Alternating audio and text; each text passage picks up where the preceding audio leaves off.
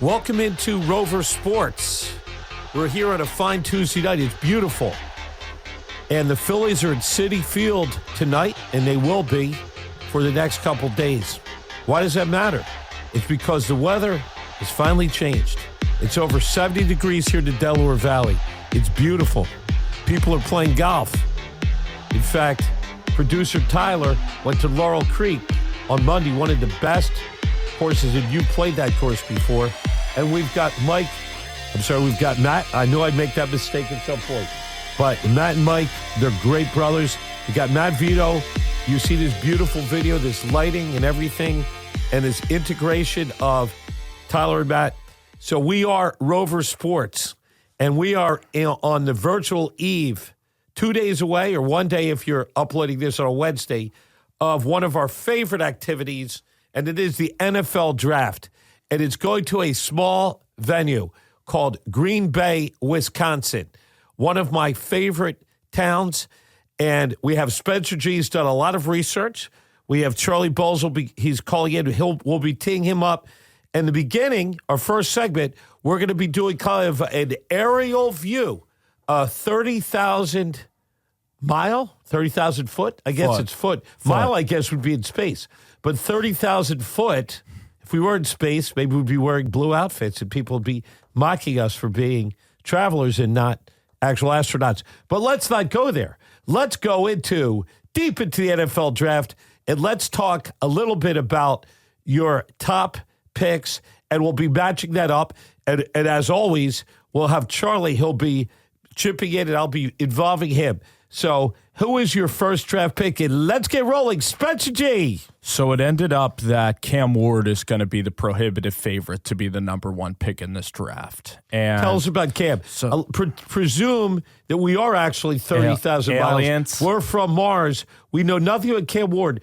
Give us, basically, you're going to break down his height, rough weight, his attributes, his grading, and then we're going to let Charlie jump in. So talk about Cam Ward. Cam is from outside of Houston, I think Bay City, Texas. He's 6'2". He has a deep Southern accent. He loves to fish. He loves being outside in nature. I don't think he likes to hunt, but he likes to fish. I don't know if he likes to golf. His mother is very involved in his games. His dad is a quarterback coach, but he trains with Shedeur Sanders as quarterback coach. This guy's the ultimate competitor. He's not afraid to ruffle feathers. He will literally jaw at you. It doesn't matter if it's a veteran or anybody. He'll talk crap to anybody. One of the most confident athletes that you'll ever see. He only threw 2 passes a game in high school because he played in a wishbone offense. So he had no recruits because he wasn't even throwing the ball at quarterback in high school playing wishbone. So Incarnate Word and Eric Morris signed him. And Incarnate Word is an NAIA school. It's almost like Penn State Brandywine football. And Incarnate Word with Eric Morris. Eric Morris is a coach. Now Bruce is the head coach of North Texas. Eric Morris is a brilliant offensive mind. And Eric Morris changed Cam Ward into an air raid quarterback. Okay. So then Cam Ward popped for 1 or 2 years, similar to Josh Allen at Reedley College. Leach. So for what you know about air raid, I can chip in if I know something. Yes. Air raid is a very pass-oriented offense. A lot of it has to do with a lot of mesh. And they're very similar plays, and it's very important. You have very specialized receivers. It's a pure throwing offense. There's not a lot of running. In fact, Mike Leach himself, the God, wasn't even big on running the ball and certainly not kicking the ball. So he went from a wishbone to an air raid. So that he really got immersion or trial by fire, right? Yes. And he had a great mind to start him out at a school that not many people could say or spell.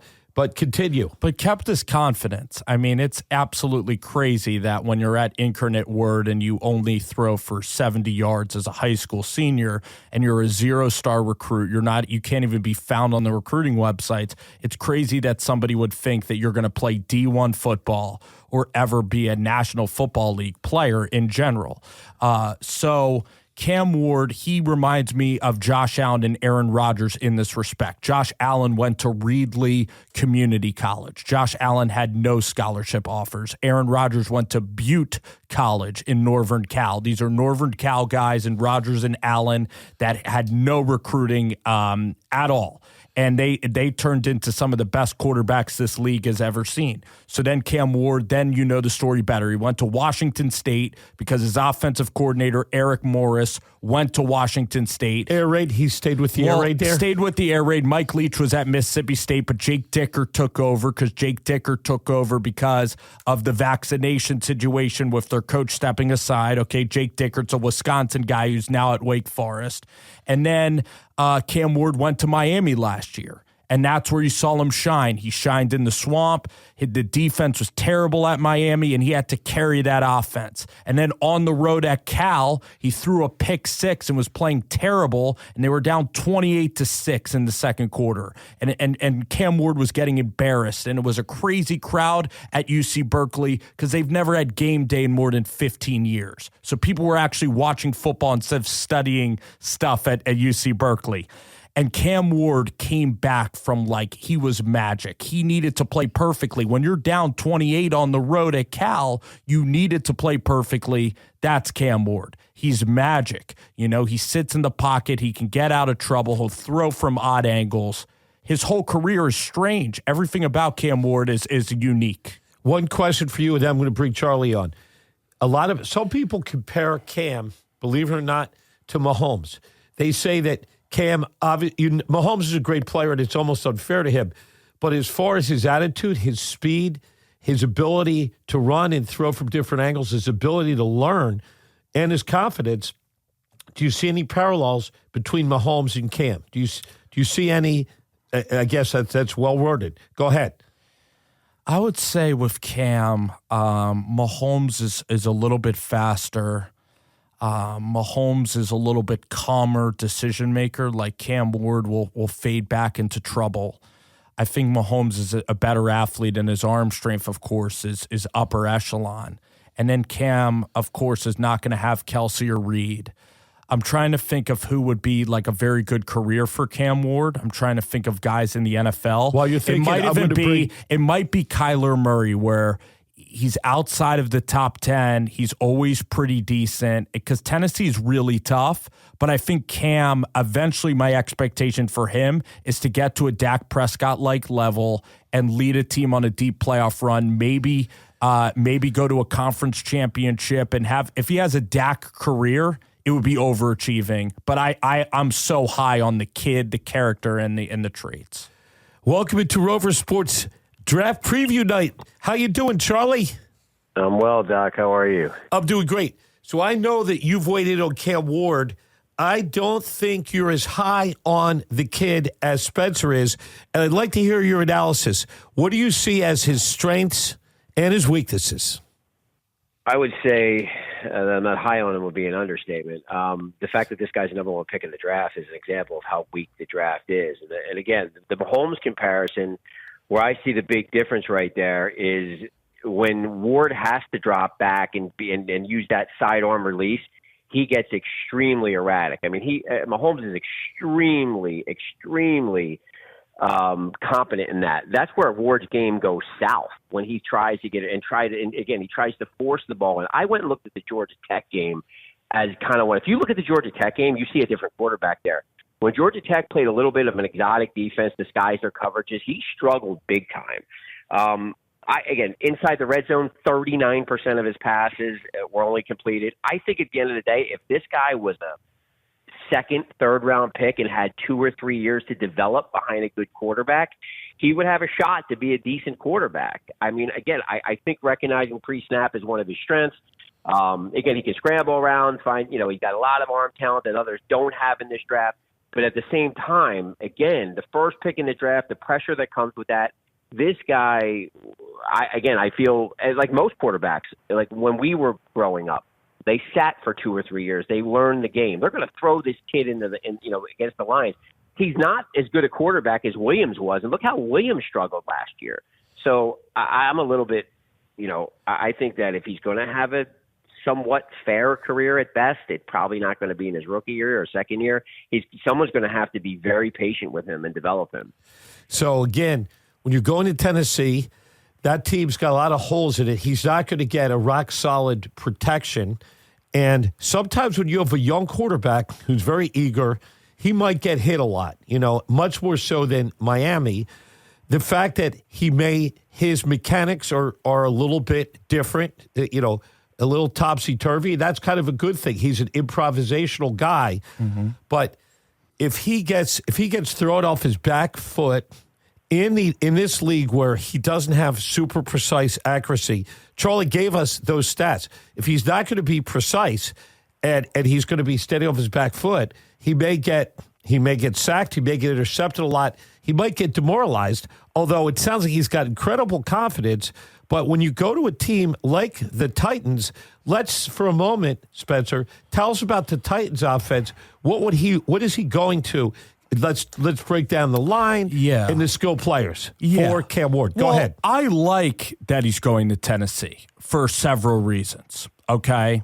One, the fit of the city. I mean, Cam Ward was adaptable. He lived in Pullman. He lived in Miami, but he's mostly a small town guy. He only lived in Miami 1 year. Nashville is perfect for him. I like Brian Callahan, this offensive coordinator. His dad is Brian Callahan, who was a head coach and who's one of the best O-line coaches ever. Is Brian Callahan? I think the senior, the dad, it might be Bob Callahan. They just recently got a new GM, Mike Borgonzi from Kansas City, that I also happen to like. So I like this building. I like even the female owner, Amy Adams Scrunk, is hands off. I like the ownership. So I'm liking Tennessee, new stadium. And also, Bruce, guess what? You're playing in the easiest division in the entire league. You're playing the Jags, you're playing the Indianapolis Colts, and the Houston Texans. These are all bottom-tier franchises with questionable ownership and questionable coaching. And also, you're playing, obviously, Houston's got a reasonable defense. They're probably mid-defense. Oh, good defense, But if you look at the other ones, you look at the Jags. Yep. You're looking at a bad defense. You're looking at the Colts. I would call that a very middling defense. So the fact is, he's not going to be going in his own division against real juggernauts. Correct. And this guy, if he can get close to batting 500 in this division, he might be able to pick up. They could win the division or even pick up a wild card. And the fact that you're going to Nashville, which is a laid-back place, there's so much to do in Nashville other than watch football. He's not going to be in the cauldron as a place like the New York Giants, which I think by far, you could agree, is the most demanding and ridiculous group of reporters there. The media in New York is brutal. So that brings us to the second pick. I think he'll exactly get time to develop. It's a Tennessee volunteer town. They don't really care about the NFL that much. Sorry, take a shot at Titans fans, but it's true. It's a volunteer state. So let's go to your second pick, your second team. Yes. So actually, as crazy as it sounds, this pick has really materialized in the past 5 days, and now it looks like a lock with a capital L. And I've come around to it, and it's Travis Hunter. Looks like he's going to Cleveland with the second pick. So Travis Hunter, we've seen him. Here's a guy for Colorado Buffaloes. He's a big, flashy guy. When I say big, he's probably 6'2", 6'3".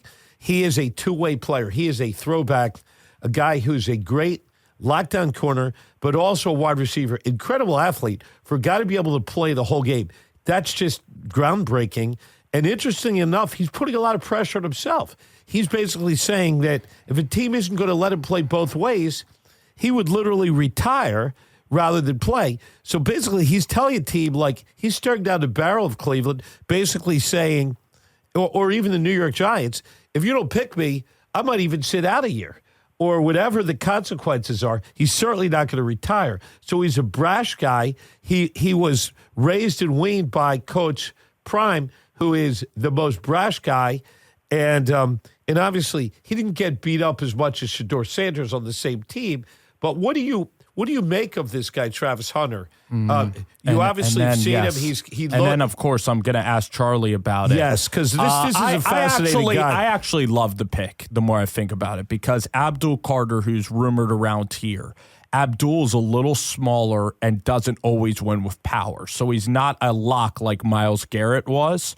Travis Hunter's a phenomenal cornerback, and his body control is great. When you get to know the kid from interviews and you do your research, the kid is pretty humble and low maintenance. Like, he likes to go fishing as well, and he's like a quiet, or he just like, he doesn't party at all. He really doesn't drink any alcohol, which I think is great. And Cleveland had Johnny Manziel, Charlie's boy. He's the opposite. So Charlie, I want to ask you, this offense, right? You got Jerry Jeudy, who could still maybe play. You got David Njoku. You know, your running back is uncertain. You might have Deshaun or Kenny Pickett. I mean, what do you think of the fit? And then what do you think of Travis Hunter, Charlie? I mean, I think Hunter in a very weak draft is the most upside out of any player in the draft. There's two concerns. Believe it or not, no one talks about any concerns about this guy. But I have two, I believe, very valid concerns. I mean, I'm not a GM, but I kind of watch this shit. Oh, stuff. I'm sorry. Stuff, yes. That's okay. We have the dump. There's two things. We have the dump. We have the dump. We're good. Okay. One, he's moving up in weight class. Let's face it. I mean, if you look as a receiver last year, there were snaps where he was absolutely mauled by press coverage. And we're not talking about playing against the best competition in college. He didn't play against teams that were the top of the weight class. He was in the Big Also, 12, so he's not playing against SEC competition. Yep. And also, he was rarely challenged by NFL receivers as a D-back. Now, I'm not saying this guy doesn't have it. Well, like, what he has is that radius, that catch radius, that he's extremely athletic and probably, like I said, the best athlete in the draft. But the one concern that I have, and again, besides him, he's not very tough after the catch either. But if there is a concern, and he's not yakking. He's not a big yacker.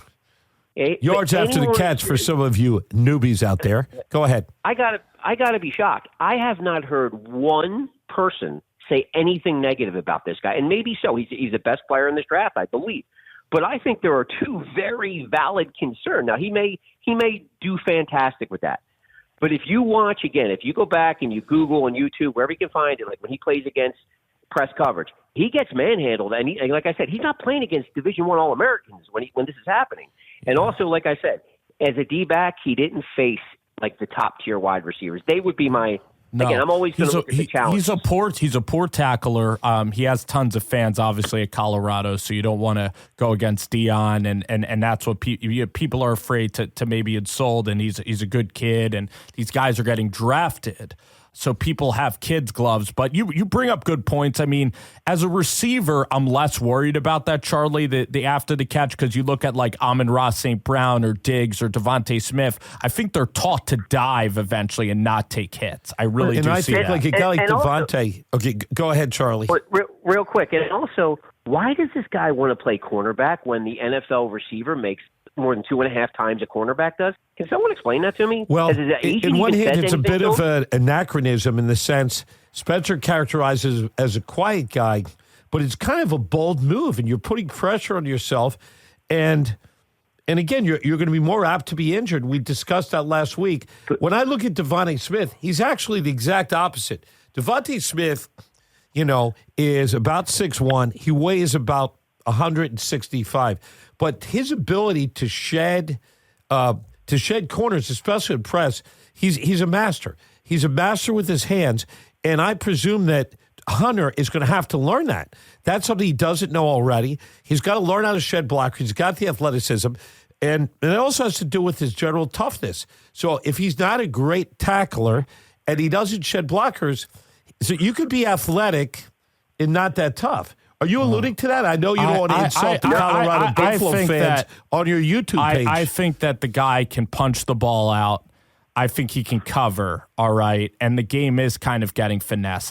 He could cover in the slot. He could cover all these places. Here's the thing, Charlie, and I'll let you talk, of course, Charlie.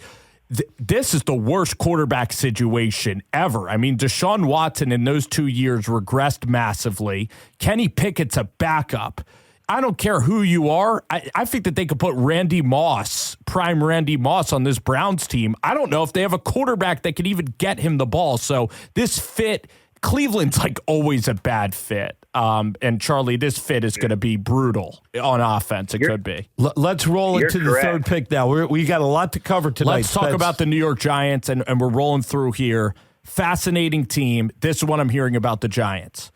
Brian Daboll doesn't want Shedeur Sanders. The scouts want Shedeur Sanders. I'm hearing it's likely Abdul Carter. He's the big betting favorite, okay? Yes. So Abdul Carter makes all the sense because he's the chalk pick, and then Shedeur is dropping like a rock, and Dart's going to drop like a rock. So the Giants are big candidates to move back in later and get their quarterback.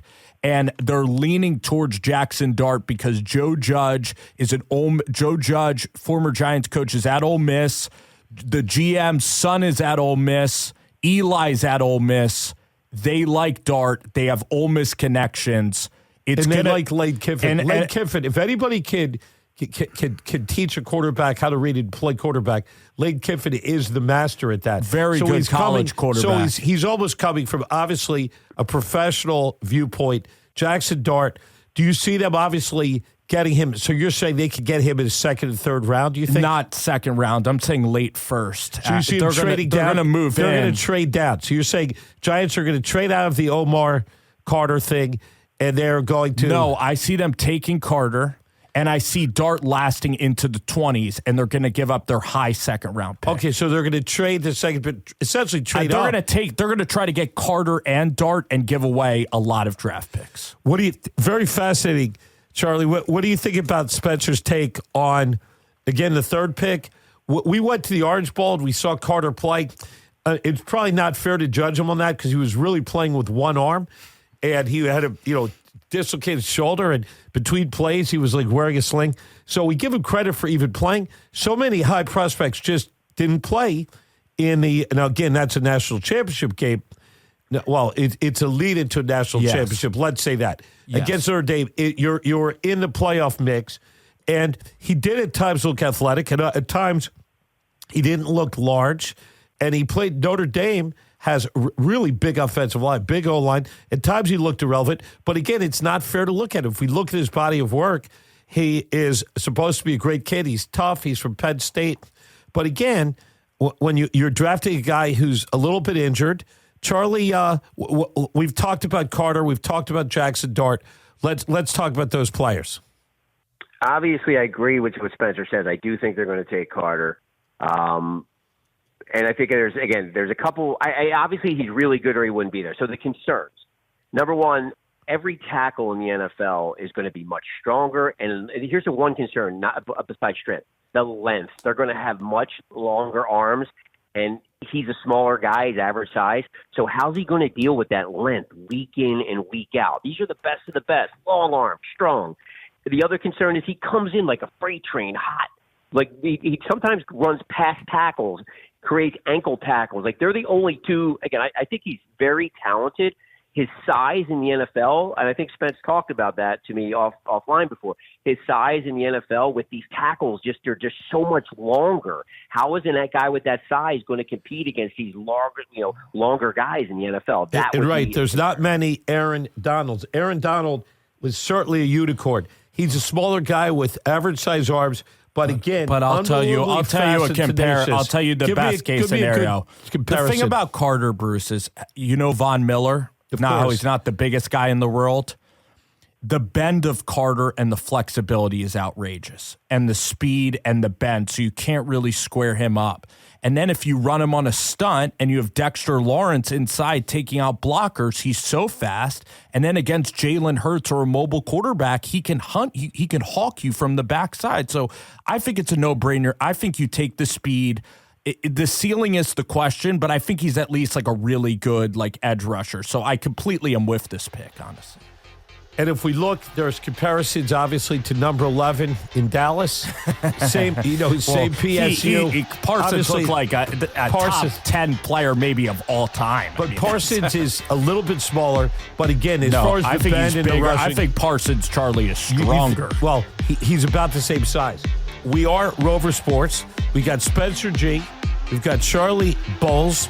we are doing a big draft preview, and I want to tease the second segment here because we're going to be talking a lot of Eagles once we get through our top 10, because the Eagles have a lot of needs, and we did see Howie Roseman, and he did have a big smile on his face. We are Rover Sports. My name is Dr. Bruce Grossinger. I'm reaching out to those who suffer from spine and joint pain. We use treatment methods that require no surgery, no scalpel, no drugs. Running, walking, or whatever your desires are, Dr. Grossinger is where you need to come. You can benefit from the same PRP and stem cell treatment as Wilbert Montgomery. Call us now at 610-222-5675. That's 610-222-5675.